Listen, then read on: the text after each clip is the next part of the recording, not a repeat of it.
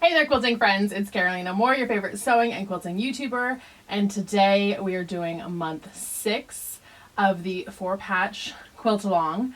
All year long in 2023, we are making a block every month.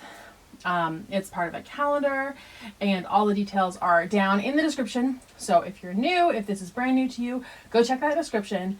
All the links there to get you all caught up. So, those of you who are excited about June, well, let's get started.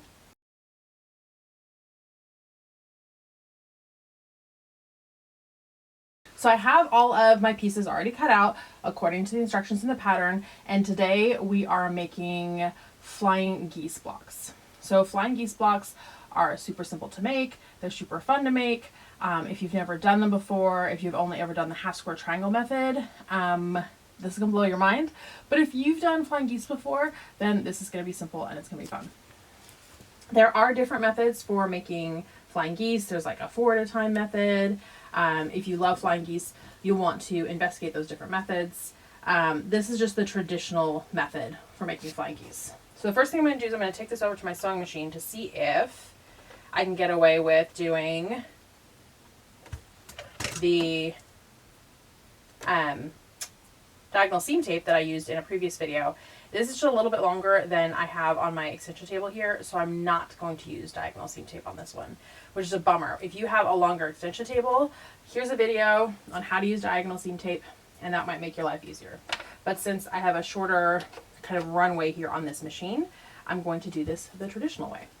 So I'm going to grab all of my squares, and I need to draw a line on the back of these.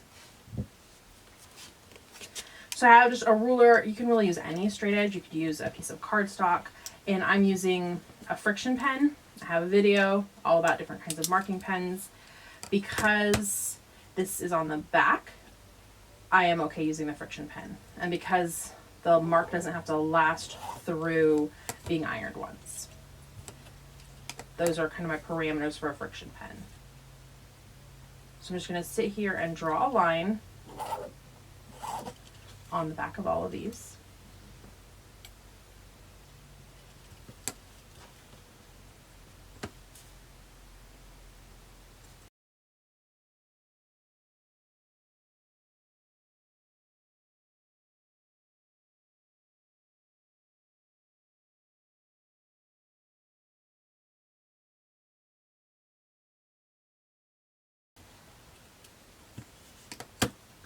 So you'll notice when I mark these that I mark down and then back again. I find that gives me a more consistent line, although on this one, like, it's a barely faded line. I'm not even sure how well you can see that on camera, but I can see it well enough.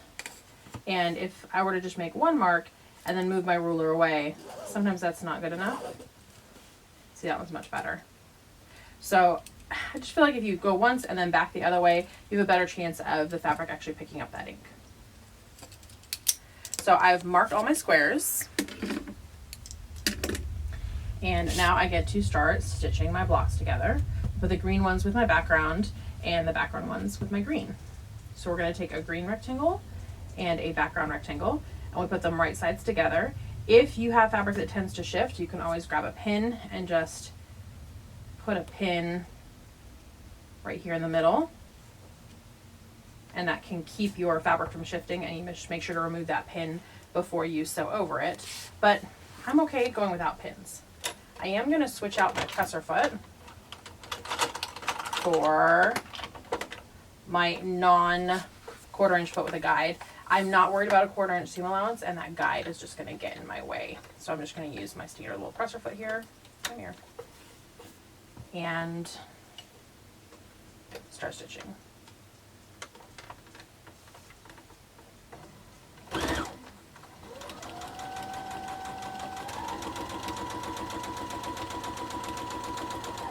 And I'm just stitching on that line, and I'm going to do that with a background square on all of my green rectangles, and then a green square on all of my background rectangles.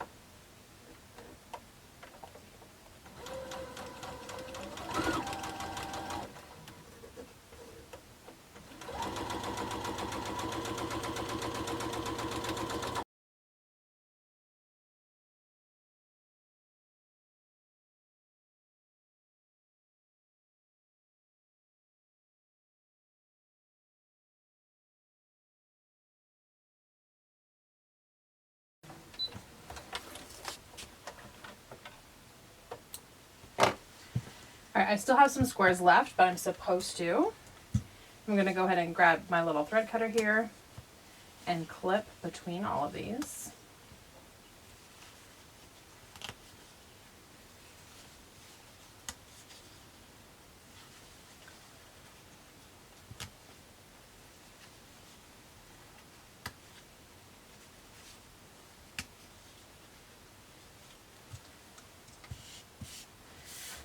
Okay, before I press all of these, before I press all of these, I need to trim off my extra here. And I'm just going to use a rotary cutter and a ruler. If you use scissors, that's also fine. But we're just trimming this down to 1/4 inch. And this is going to be scrap. So you can put that in your scrap basket, use it for a scrap quilt. I love scrap tape, so you can use this with your scrap tape.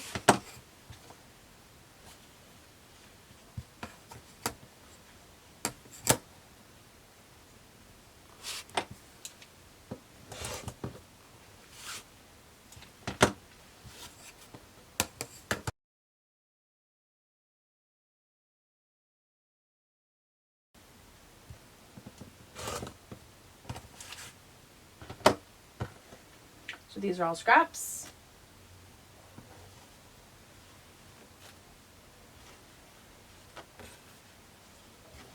And now all of these can get pressed, and we're just going to press towards the triangle.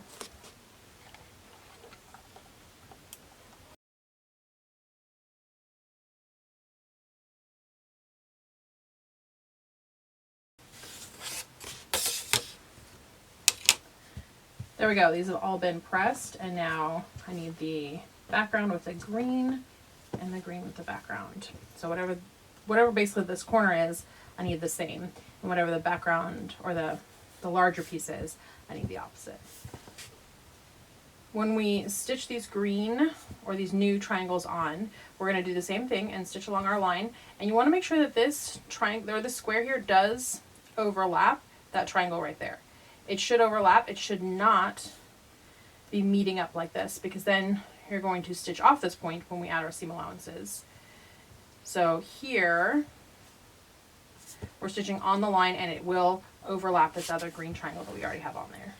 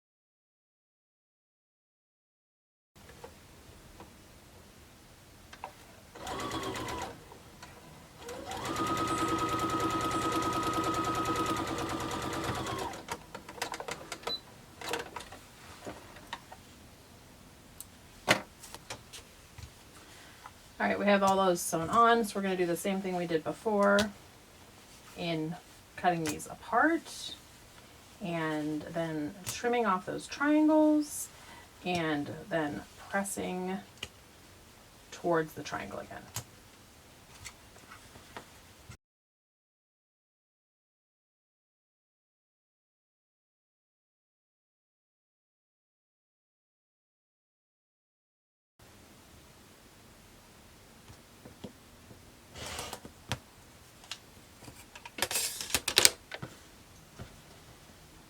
Again, these are our little triangle scraps.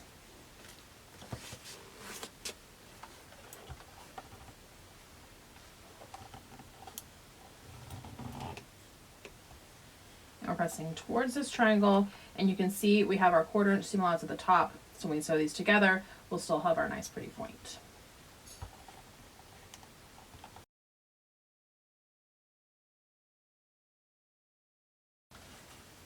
Okay, so now we have all of our squares, and I'm going to stack up my background squares. There we go, or rectangles. These are all rectangles. They're flying geese. We have our flying geese. And I'm going to stack up the background flying geese and then the green flying geese. And when I put them together like this, they make that awesome chevron shape. So to make our 4-patch units, I'm going to stitch these together, and those will make our 4-patch units.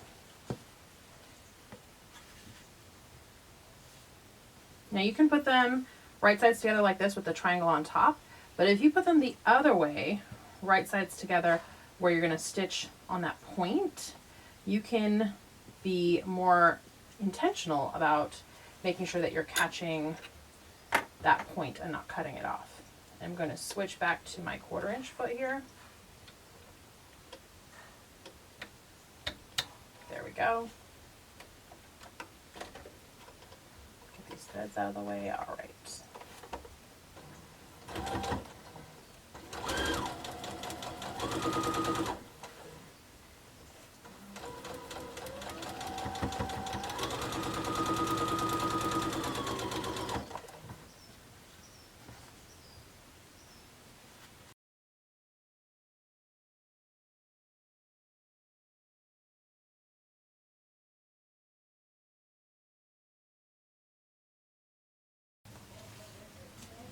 There we go. And now I can press these, and because we're trying to press the bulk away from itself, we're going to press towards the top green triangle.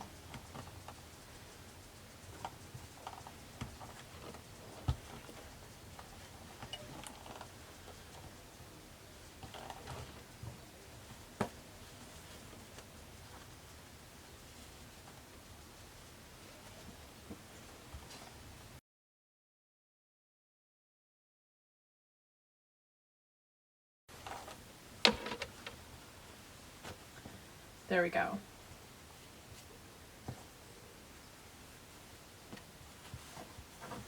So I'm going to lay these out in kind of a pinwheel design, which is super fun.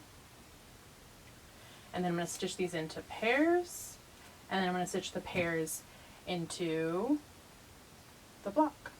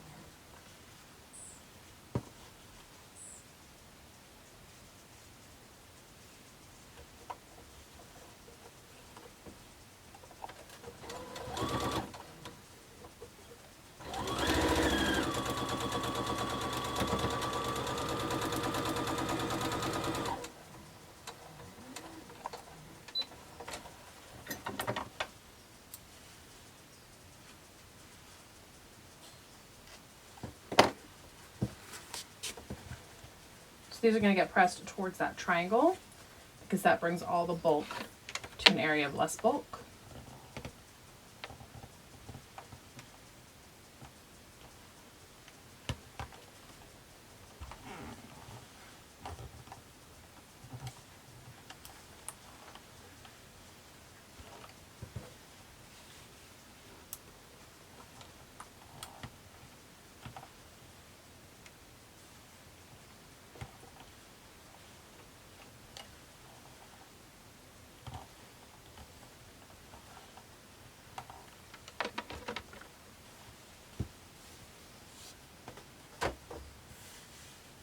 I'm going to stitch these together.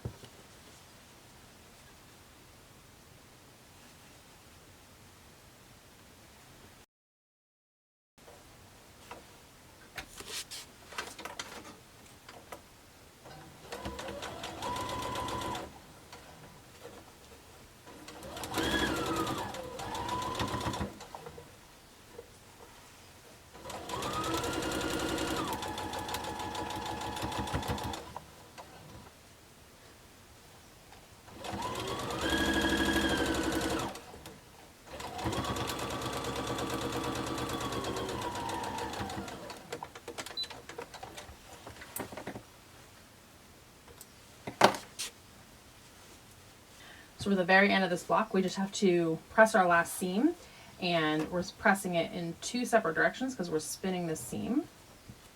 And we're going to pop this center open right here, so the seams spin in that direction.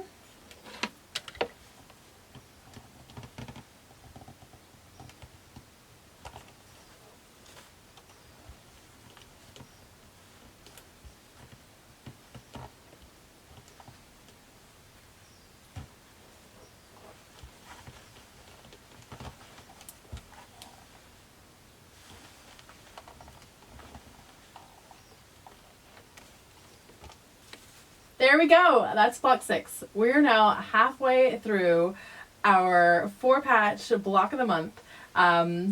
These are so fun. I love how all these are stitching up and turning out. I can't wait to work on the rest of this quilt with you and then get it all put together. So if you are new around here, make sure you're subscribed to this channel. I have lots of quilting videos and not just these block of the month videos. So yeah, that subscribe button, hit that bell. You'll know every time I have a new video up here on YouTube. If you have any questions or comments, leave those down below. Let me know how your quilt is coming. Are you behind? Are you on track? Are you ahead? What are you up to on your quilt, or what other projects are you working on? I want to hear. Leave me a comment down below. If you have any questions, a lot of that is in the description, so make sure you check the description for any links. And have you liked this video yet? Because you should. It lets people know that you thought this video was pretty good and that they might too. Thanks so much for watching, my friends. I will see you right here real soon. Bye for now.